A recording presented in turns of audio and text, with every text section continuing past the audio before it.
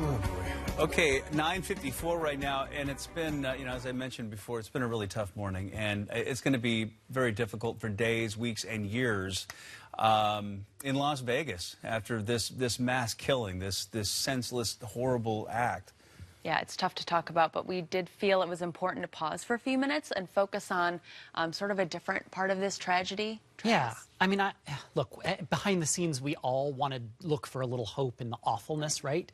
So we thought maybe we would spend these last few minutes of the show this morning looking at the heroes, the people, the everyday people who were just there as the bullets began to fly and who risked everything, their entire lives, their families' lives for strangers around them.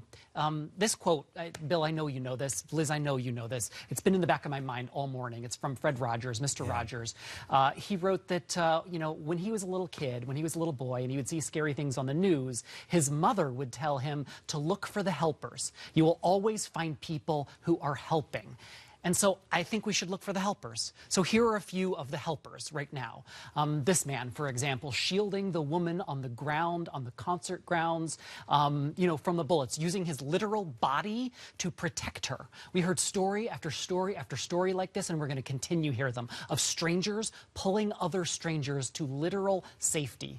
Or stories like this one, told by this photo, of the average person just there, helping law enforcement, helping other people, whether it was directing traffic or transporting people to the hospital in their own vehicles, or in this picture, helping get water to people who had not been back to their hotel rooms in 24 hours.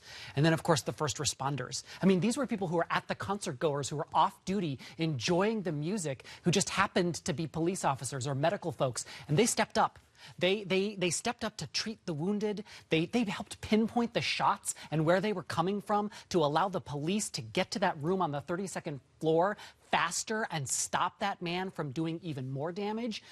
Yes, we have to talk about everything, the awful, the terrible, but we also have to talk about the good and the hope and the joy and the heroes who really were there in these moments. And that really is something that's important. As Mr. Rogers said, look for the helpers. And you're right, because there are people, and they're still coming forward. MGM Resorts is getting an outpouring of support because they're currently looking for trauma counselors, certified trauma counselors, because people in that resort need that help right now.